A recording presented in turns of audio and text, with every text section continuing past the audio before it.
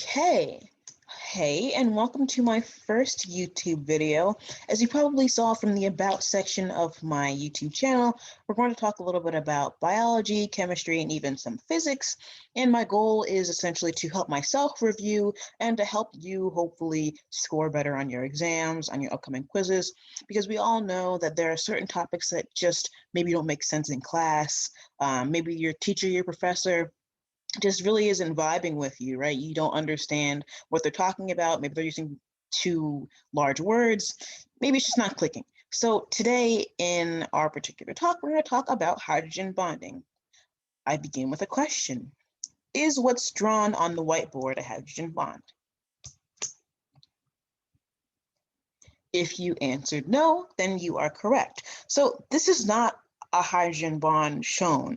And I think this is where a lot of students get confused because they're like, okay, well, this is oxygen, right? And this is hydrogen. And as far as I know, this looks like they're touching each other, right? This is a bond of some sort. And you'd be right to think that it's a bond, but it's not a hydrogen bond. And that's simply because a hydrogen bond is a type of intermolecular force, meaning that it's between two or more molecules. So the question now I propose is how can we change this image to be an actual hydrogen bond? Well, if I can pick a color here, the first thing I can do is draw another water molecule.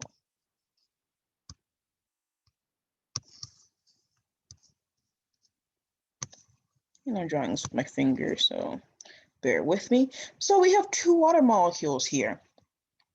And we know that hydrogen and hydrogen, yes, can make H2, but what we're really interested in right now is how to make a hydrogen bond. And a hydrogen bond, as shown by this pink, is between this oxygen and this hydrogen, or this oxygen and this hydrogen.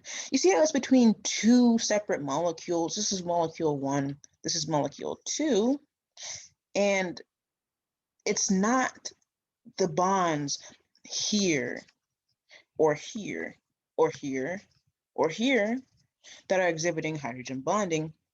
It's the bonds between the molecules, which is very important. I'll keep this 1 and 2 here. Hydrogen bonding is particularly important in biology, in chemistry, in biochemistry as well, because it combines biological systems and chemical systems together into one. One example of hydrogen bonding is in DNA. The nitrogenous bases, right? Nucleotides have a nitrogenous base. The way that DNA is held together by those nitrogenous base bonds is actually hydrogen bonding. If we didn't have hydrogen bonding, we wouldn't have DNA, we wouldn't be able to replicate, and so on and so forth. Hydrogen bonding, in terms of strength, is pretty strong in terms of chemistry. If we're talking about intermolecular forces. So this is a lot stronger than dispersion forces or van der Waals forces or something like that, but it's not as strong as ionic or covalent bonds. And this is significant because really we want DNA to be closed, but we want to be able to be opened when necessary for replication, transcription, translation, and so on and so forth. So this is a little bit about hydrogen bonding. I guess the last thing I want to give you guys as a take home, besides the fact that it's two molecules that are interacting with each other, is the sort of relative charges, right? By this point, if you're in high school or you're in college, you probably have come to realize that not everything is exactly what it seems, right? You want to look at oxygen and be like, oh, okay, this has this charge. You want to look at hydrogen and be like, okay, this has this charge. And it's not always the same. So in terms of hydrogen bonding, we want to say that the oxygen has a delta negative charge and the hydrogen has a delta positive, right? Think what we're talking about here. We're talking about electrons. Yes, do the oxygen gain something? Yeah, if you go to the store and you have a coupon, you get some money back, or someone gives you a couple dollars on the street, somebody gives you $5, did you gain money? Yeah, but electrons are negative charge. So when you get more negative, the result is going to be a lower number. So this is why the oxygen has a delta negative, because it gained negative charge. The hydrogen is a delta positive because it lost some negative charge. So it's more lacking in the negative department. We say delta because it's not completely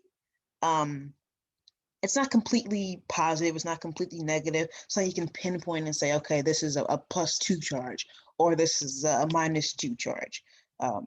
It's there to say relatively in most stages of hydrogen bonding, this oxygen is more negative than it is positive, and vice versa for the hydrogen. So that's hydrogen bonding. Keep in mind, key notes here, 2 different molecules or more. Keep in mind there can be another water molecule up here, and this can also be exhibited, for example, if this oxygen was a nitrogen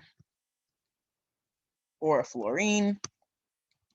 As long as it is an oxygen, nitrogen, or fluorine, and a hydrogen, and there are 2 molecules, there's probably going to be some hydrogen bonding exhibited. Anything else, even a chlorine, it's not really super, it's pretty electronegative, but it's not in the category of oxygen, nitrogen, and fluorine. So this has been a little bit about hydrogen bonding. Maybe in the next video, we'll talk about dispersion forces, other intermolecular forces, melting point. That'll probably come some point in the future. So I hope this has been helpful, and see you in the next video.